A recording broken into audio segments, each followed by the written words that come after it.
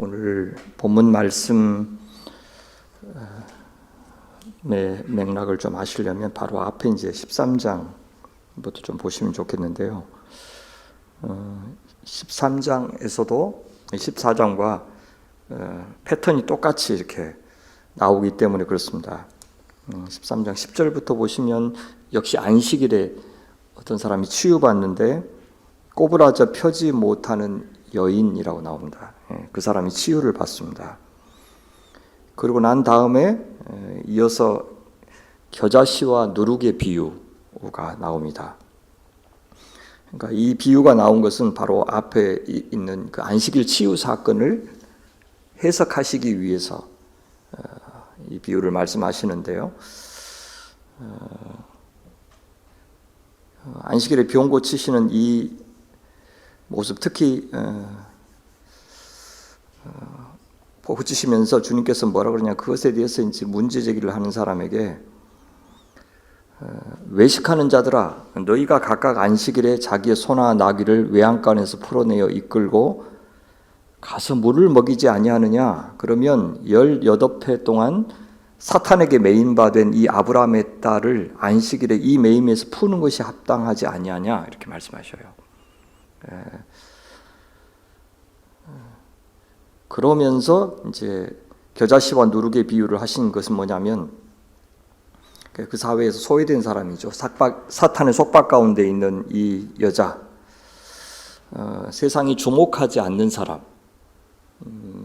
한 사람이 더해지나 없어지나 큰 차이가 나지 않는 것처럼 보이는 그 여자, 하나님 나라의 그 특성이 그렇다는 겁니다.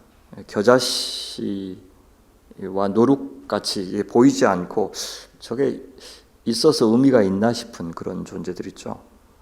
하나님 나라는 이 세상 앞에서도 그런 대접을 받을 거라는 거죠. 그래서 하나님 나라의 가치를 알아보는 것, 하나님 나라가 임했다는 것을 알아보는 사람은 어떤 사람이냐면, 그 안식일에 18회 동안 꼬부라져서 펴지 못하는 그 사람의 고통을 알아보는 거죠. 그 사람의 근심, 저 사람이 어떤 인생을 살아왔을까 하면서 내가 건강한 것이 그 사람 앞에서는 좀 미안한 거죠. 그래서 왜 나는 건강하고 저 사람 아플까? 주중에 이제 이기화 권사님하고 통화하면서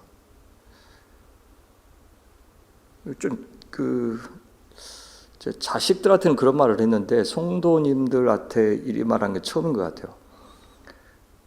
권사님 고통 나한테 조금만 주라고 그랬어요. 제가 좀 나눠 갖겠다고. 권사님 훨씬 저보다 하나님 사랑하시는 분인데 왜 권사님이 그렇게 큰 고통을 당하냐고, 나한테 조금만 주라고, 조금이라도 내가 좀 나눠 갖겠다고 그랬어요. 그러니까 하나님 나라는 다 다스리시죠. 하나님은 온 세상을 다 다스리시는데, 그렇게 주님께서 소중하게 여기시는 그 사람들을 주님의 마음으로 볼 수 있는 사람들이 하나님 나라를 발견하는 것 같아요. 그래서 이 겨자씨와 누룩의 비유를 하신 게 아닌가. 그러니까 마태복음이나 마가복음에 나오는 이 비유하고 그 강조점이 달라요. 거기에서는 안 보이지만 나중에 커질 것이다, 거기에 강조점이 있는데 여기서는 안 보이지만 존재한다.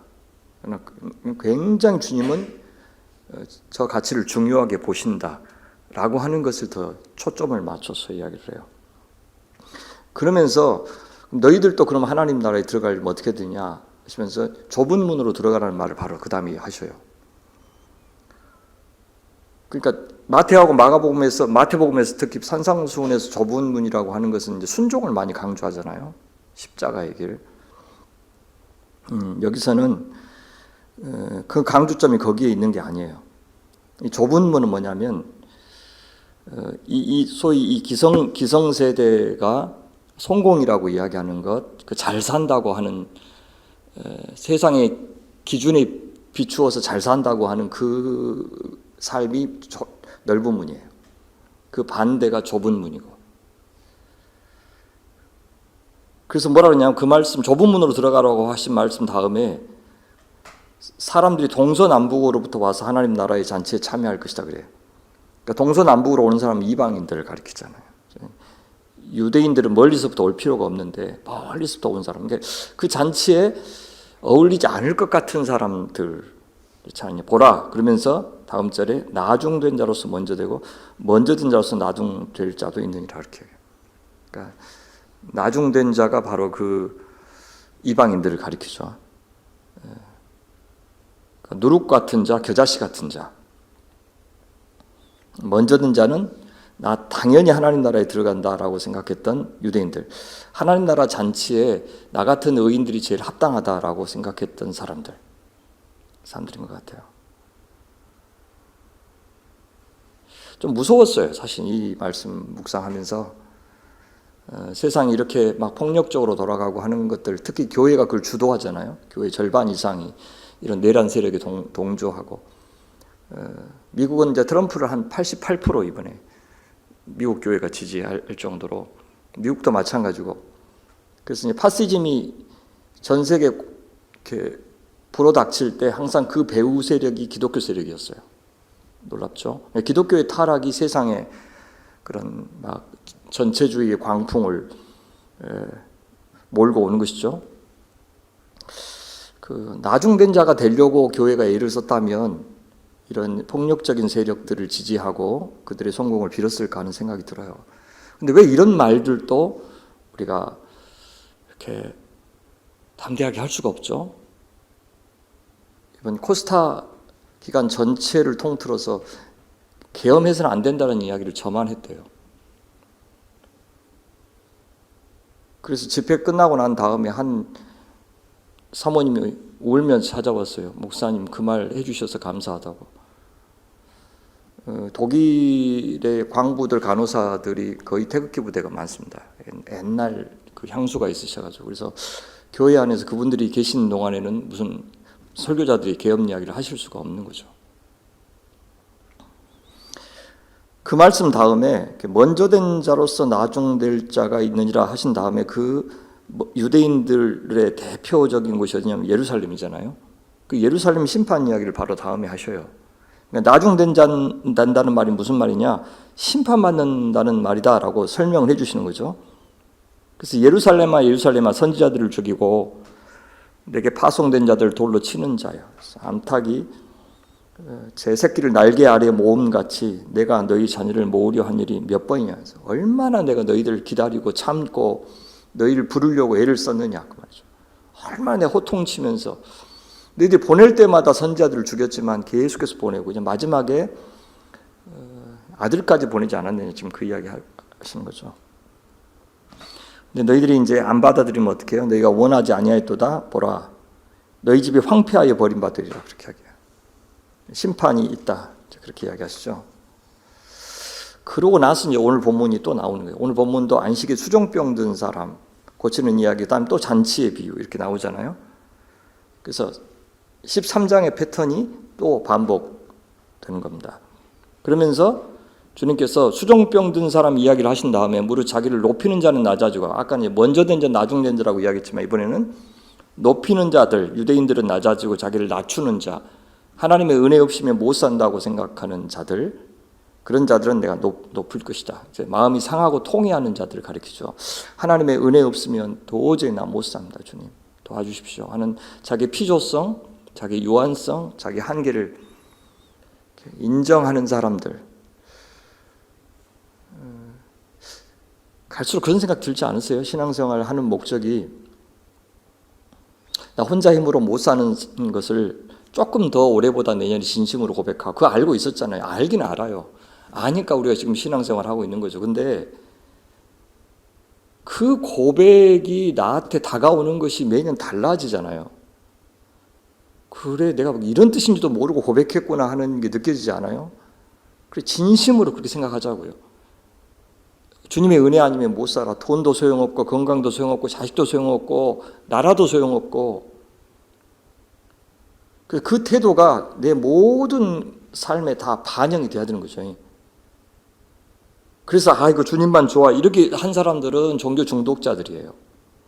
그래서 난 골방에서 기도만 하고 난 예배만 하고 그러면 하나님 좋아하시고 이건 종교 중독자고 그 마음 갖고 세상을 이제 은혜를 베풀면서 그렇게 점점 사라지는 것이 신앙의 여정이 아닐까.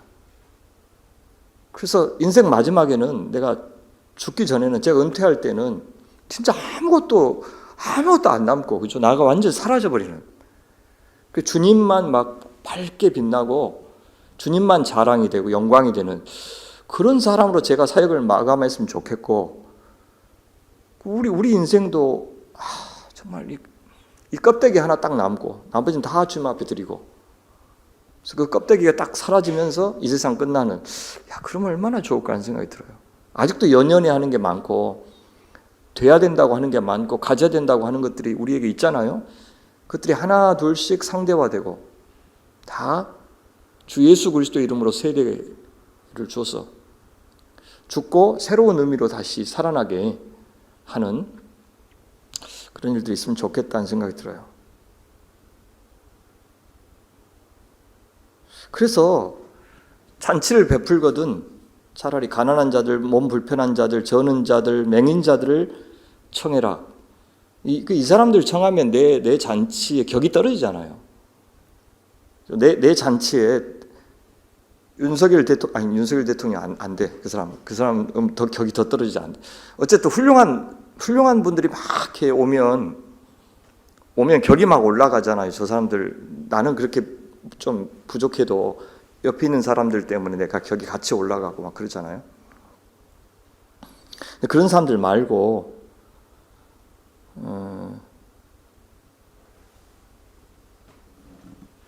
네가 아니면 하나님을 믿는 네가 아니면 하나님의 은혜를 아는 네가 아니면 도저히 그 대접을 받지 못하는 사람들 얼굴이 현상된다 그러죠. 얼굴이 있으나 마나한 사람이 아니고 그 얼굴이 너도 있었어? 너도 그렇게 귀했어? 너라는 사람도 세상에 너 이런 사람이었구나. 우리를 통해서 누군가가 내가 네거티브가 되면 그죠? 내가 배경이 되면 그 사람 딱 도드라지잖아요. 그런 사람들을 초대하라 그 말입니다. 그리하면 그들이 갚을 것이 없으므로 그러니까 베풀어줬을 때 은혜로 받을 사람들. 그럼 내게 복이 되는 여러분 복이라는 말은요. 우리한테는 좀 오염이 됐지만 이 유대인들한테는 복은 그냥 언약 백성이 되는 걸 이야기해요. 그게 하나님 나라에 들어간다는 말과 복을 받는다는 말은 그냥 같은 말이에요. 복이 없으면 언약 백성이 아니니까.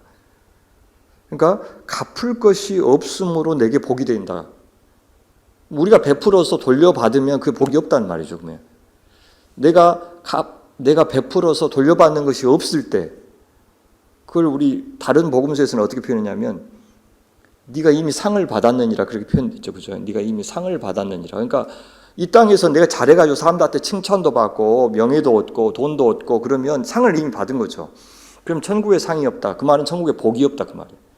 자꾸 상급론을 이 복과 관련시켜야 되는데 복 플러스 어떤 상급이 따로 있는 것처럼 그렇게 이제 왜곡을 하는 것이 문제인 것 같아요.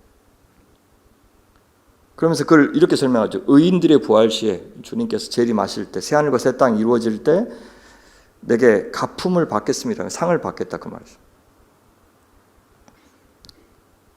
그러면서 그 다음에 잔치의 비유를 또 이야기하셔요.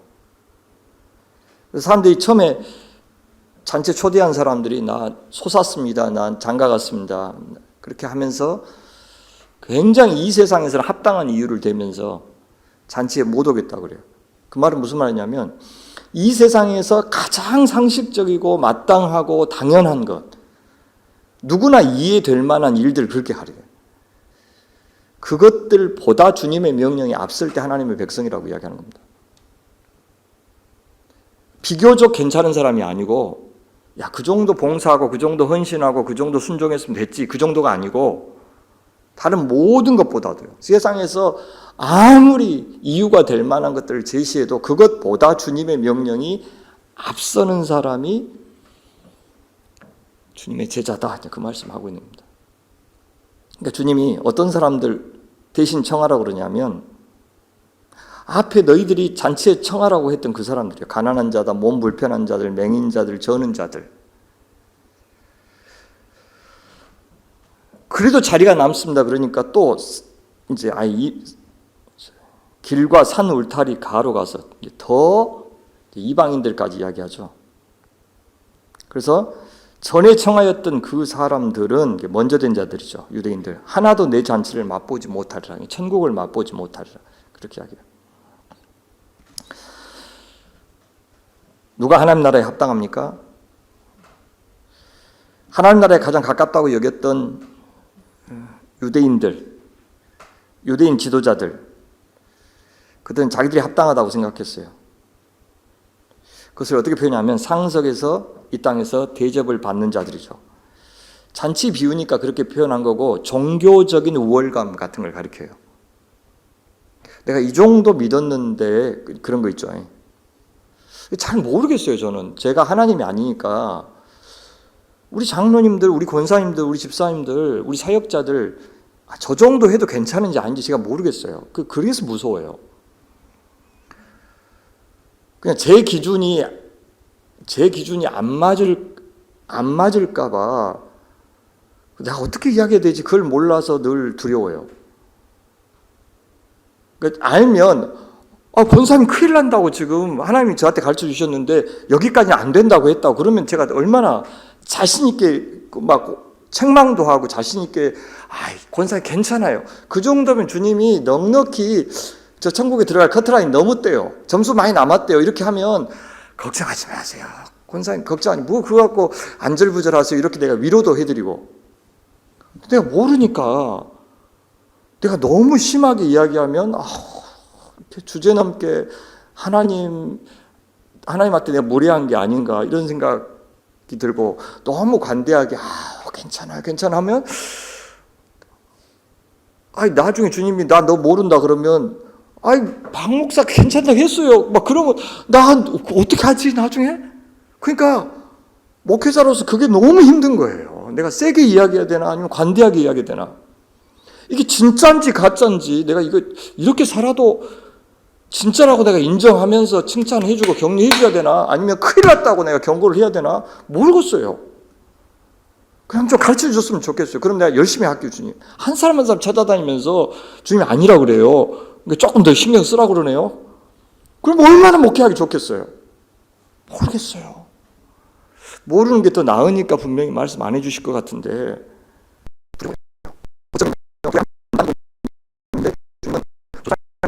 그렇게 할 수 있다고 저는 확실히 믿어요. 안에 있는 사람 중에 가짜가 많다고 저는 믿어요. 믿는 그 속을 몰라요.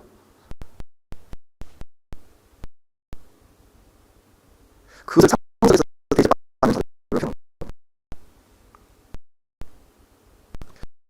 수병든 그 사람을 주님은 안식을 주시네요. 다음에 하나님 나라에 합당하지 못한 사람들로 율법 교사들과 바리새인들을 제시하는데 왜 그런지 그 이유를 이렇게 해야죠. 안식일에 병 고쳐준 것이 합당하지 않다고 생각했기 때문이라고 해요. 그러니까 누구는 지금 안식일에 병이 나와서 해방이 되어서 말이죠. 구원은 해방입니다. 항상 구원은 해방 사건이에요. 구원은 자유를 얻는 사건입니다. 그래서 해방되어서 병에서 노임을 받아서 너무너무 좋은데 그걸 싫어해요. 우리가 하나님 앞에서 은혜를 받고 사랑을 받고 해방을 누리고 자유를 누리고 그래서 내 존재가 그 존귀한 가치 그대로 대접받는 것을 보면서 우리는 항상 좋아해야 되죠.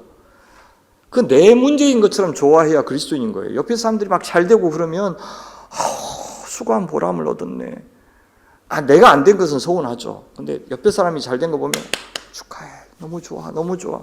옆에 사람들 안 된 거 보면 내가 잘 돼도 너무 안 됐어. 나 자랑도 못하고 나 됐단 말도 못하고 나는 그래야 하나님 백성인 것 같아요. 근데 이 사람들은 심지어 교사잖아요. 교사인데 법을 잘 이해 못하고 있어요. 그래서 우리나라 법 쪽의 문제도 지금 그렇잖아요.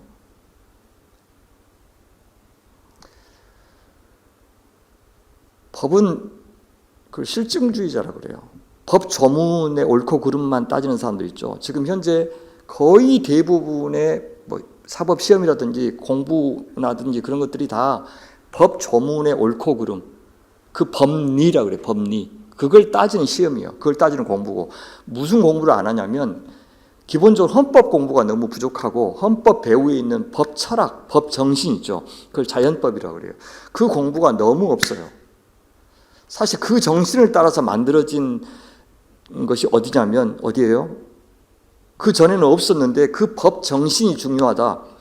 이곳은 그 법 정신을 따라서 존재해야 된다라고 해서 만든 단체가 어디예요? 여러분, 그게 헌법재판소예요.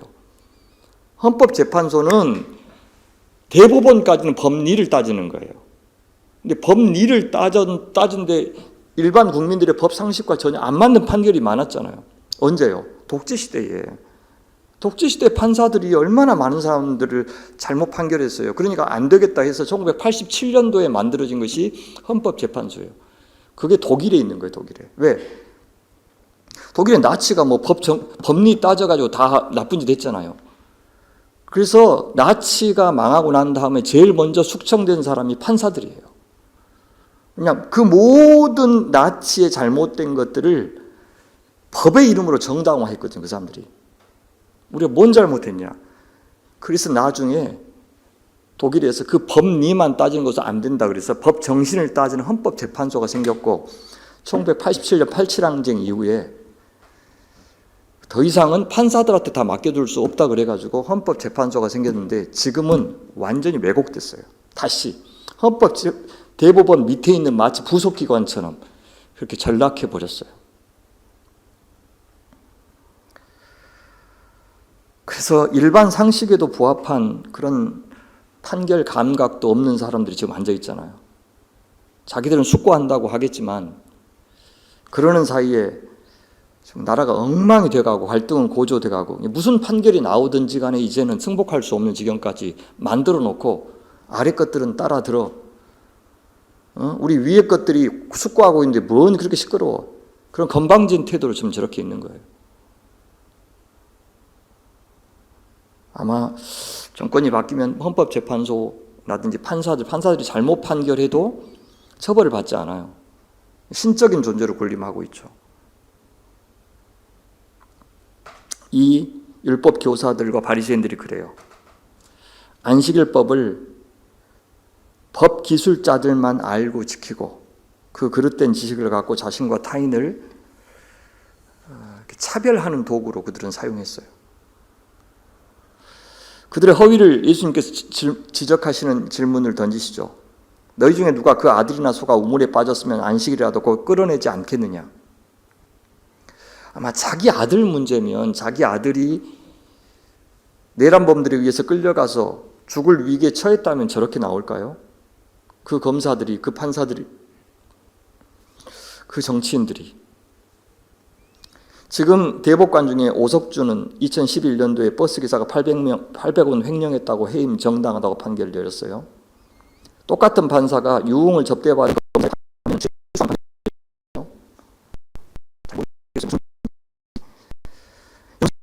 위에서 시간으로 구속한 여기원 판사, 거기에서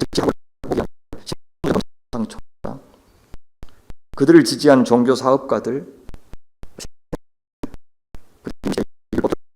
바리새인들이고, 하나님의 법에 따르면 하나님의 백성 아닙니다. 천국에 들어갈 수 없어요. 하지만 그들이 이에 대해 도 있다는 뜻이에요. 근데 우리 시대의 위선자들은 말도 많잖아요. 신앙의 언어, 헌법의 언어가 다 오염되어 버렸습니다. 심지어 그들은 힘도 세요. 그래서 국민들의 안식을 빼앗고 있어요. 하나님 나라에 대신 누구를 청하십니까?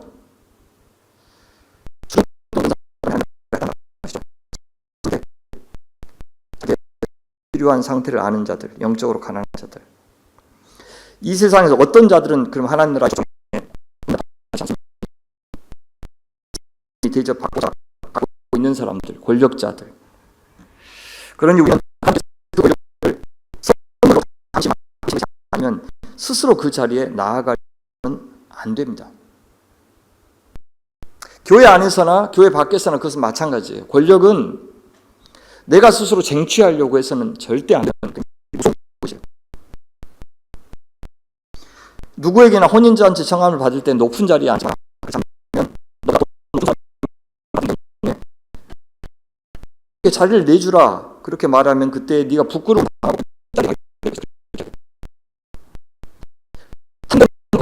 참된 권력은 상대방이 부여하는 겁니다. 자유도 안식도 마찬가지예요. 내가 내 힘으로 스스로 획득한 자유나 안식은 반드시 타인의 자유와 안식을 희생시킨 결과로 얻어져요. 그것이 이 세상의 제로섬 게임이에요. 그러나 상대방이 선물로 준 것, 은혜로 받은 것만이 나한테도 그리고 타인한테도 다 자유와 안식이 되는 겁니다. 그래서 청함을 받을 때 차라리 가서 끝자리에 앉으라. 이것이 자기 부정이에요. 이것이 십자가의 길이요. 끝자리에 앉으라.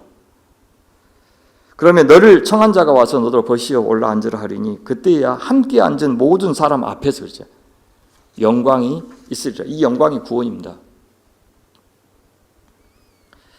하나님 나라의 안식을 누리는 데 필요한 믿음은 어떤 것이냐? 11절에서 이렇게 이야기해요. 무릇 자기를 높이는 자는 낮아지고 자기를 낮추는 자는 높아지리라. 내가 낮아져야 할 뿐 아니라 낮은 사람들의 친구가 되어야 합니다.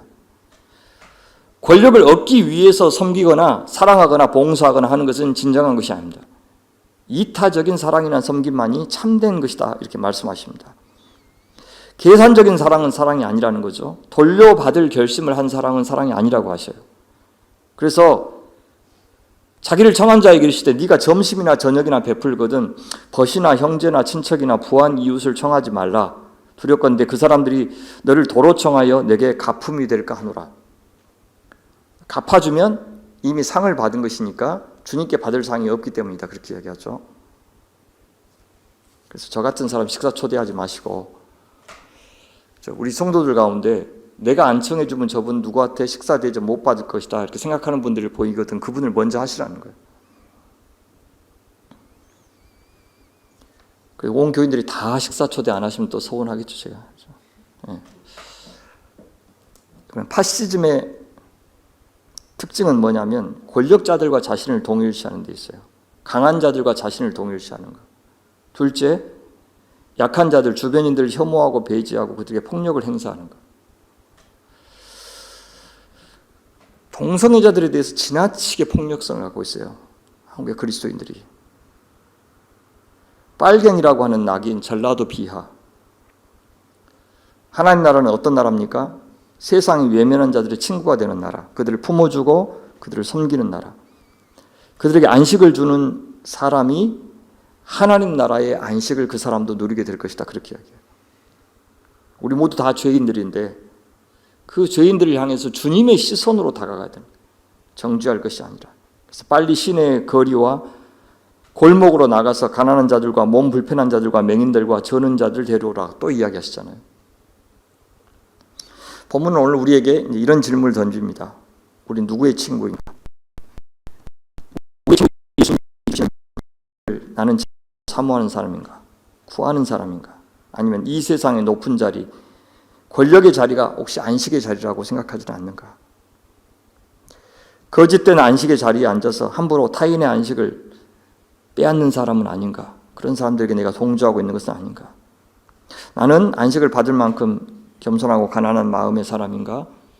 또 주변인들을 혐오하기보다도 안식을 나눠주는 그런 은혜의 마음, 그것을 구하는 저희 성도들 되시고 저희 교회가 되었으면 좋겠습니다. 좋으신 하나님 감사합니다. 부디 저희와 저희 광주 소명교회를 통해서 영광과 찬미를 받아 주시옵소서. 하나님 은혜에 갈급한 심령들이 하시고 받은 은혜의 마음으로 모든 종류의 사람과 대할 수 있도록 도와주시옵소서. 하나님 은혜와 사랑을 할 때 곧장 우리는 자리를 탐하게 되고 하나님으로 충만하지 않고 곧장 세상으로 헛된 명예를 구하고 그래서 시기와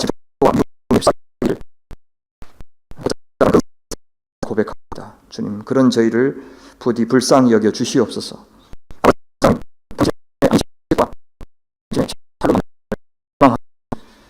하나님의 사람들 되게 하여 주시옵소서. 이 땅 황사에 제가 편히 숨을 쉴 수 없듯이 사악한 분열의 영과 속이는 영이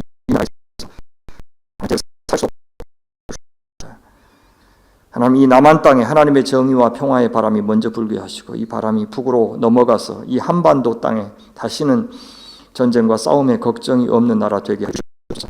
이 나라 파시즘의 고에 휩싸여 있는 이 세상을 섬기고 이 땅의 교회를 보면서 하나님, 잘 알지도 못하는 저희가 이렇게 걱정스러운데 그래도 자기 백성을 긍휼히 보시고 노하기를 더디하시고 오래 참으시는 주님의 자비와 용서만을 간절히 구합니다. 하박국 선지자의 기도처럼 이 땅에 선한 의인을 남겨주시고 심판이 오기 전에 하나님, 이 땅의 교회가 돌아서게 하여 주시옵소서. 저희 교회에서부터라도 바로 서게 하여 주시옵소서. 공동체와 회복을 하나님 앞에 간절히 구합니다. 그러면서 동시에 현실을 해석하고 받아들일 수 있게도 도와주시옵소서. 특별히 이기혁 원사님 주중에 검사 받으신 오고 가는 길을 지켜주시고 그 순전한 하나님의 사람의 기도와 예배 받아주시옵소서. 예배를 준비하는 손길들, 그들의 마음을 하나님 살펴주시옵소서. 향하게 하시고 모든 섬기는 분들의 마음이 하나님과 성도들을 향하게 하여 주시옵소서.